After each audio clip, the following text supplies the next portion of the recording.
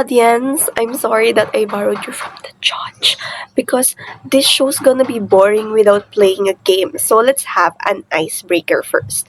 I am going to say three statements, and you are going to guess which one is the lie. Two are true myths, and one is a lie. You are going to shout, liar, if you hear the lie. Let's start. One Bellerophon's partner, Pegasus, was born from the neck of the monster Medusa.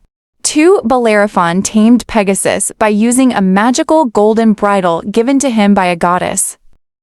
3. Bellerophon caught Pegasus by chasing him on foot for 40 days and 40 nights. That's right, audience. You guys are so good at spotting the lies. He didn't chase him on foot. He's a hero, not a marathon runner. He used the golden bridle from Athena. Wisdom over strength every time. Now, let's see if you can spot the fake news here.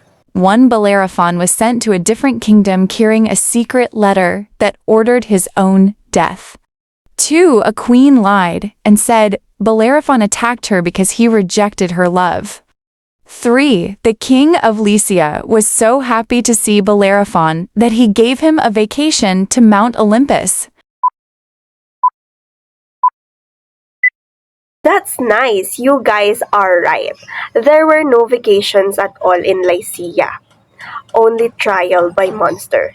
The king sent him to fight the Chimera to get rid of him. This brings us to one of our evidence, the sealed letter. Now that you guys know how to spot a lie, let's look at the biggest lie of all. Bellerophon's belief that he could become a god. Let the trial begin. Ipaglaban mo! Friends and neighbors, today we look at the life of Bellerophon. He was a man who had everything: bravery, a flying horse, and the help of the gods. But his story is a warning. It shows how a person can rise high through courage, but fall hard when they forgot to stay humble. Let's now delve deeper into the evidence. For evidence number one, let's look at how he started. Bellerophon wanted to be a great hero and prayed to Athena for help. She gave him a golden bridle, a special tool used to tame the wild winged horse named Pegasus. Bellerophon didn't catch the horse by himself. He was given the power to do it by the gods.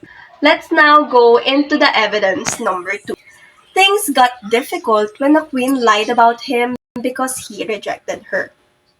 King Protus, the ruler, followed the law of hospitality and didn't want to kill a guest himself.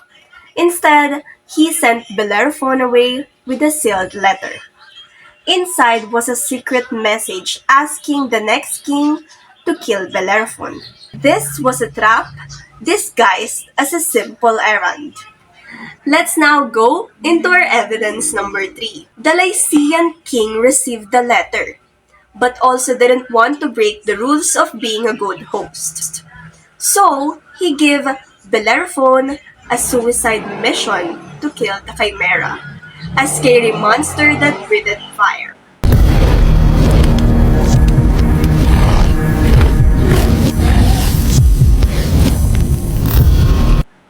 Using Pegasus to fly high and stay safe, Bellerophon defeated the beast. He became a superstar and eventually married a princess. One eternity later. And after all his wins, Bellerophon became too proud. He thought he was as good as the gods and tried to fly Pegasus to Mount Olympus. But humans have limits. Zeus saw this and sent a tiny fly to bite Pegasus. The horse bucked and Bellerophon fell all the way back to the earth.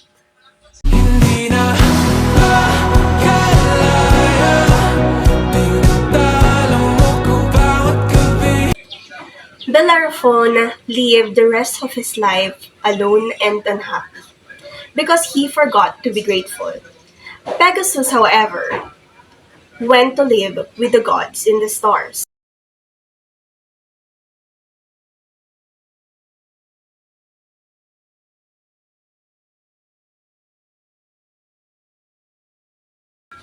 The lesson is simple: be proud of your success, but never forget to stay grounded.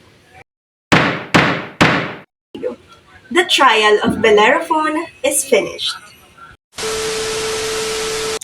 The judge is now done talking. We've heard the whole story. We saw Bellerophon slay the monster and we saw him fall from the sky.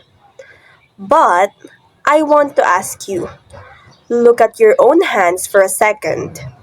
If you were holding the rein of a flying horse, would you have the strength to stay on the ground, or would you try to touch the sun too? Bellerophon's fall wasn't just about a horse or a fly. It was about a choice. He chose to look at the gods as his equals, and he looked at us mortals as if we were dust. Would you forgive a hero who became a bully? Does winning a battle give you the right to break the rules? Today's verdict for this case is clear.